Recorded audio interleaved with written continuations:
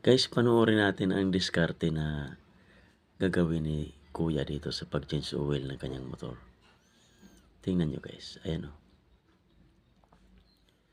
Nilagyan niya ng gasolina sa loob. Tapos pinadyakan. Para yung mga tira na langis ay bababa lahat.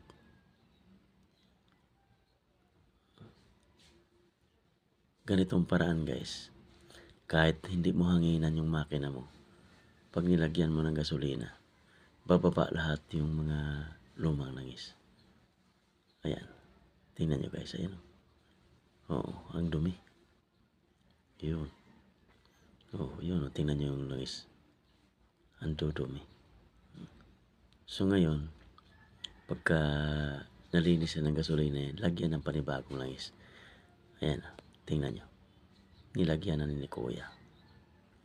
Oh, talagang malinis talaga. Yung lumalabas sa ilalim mo, talagang malinis. Yun. Ganito lang ang diskarte guys. Para sa pag-change oil ng motor na mabilisan.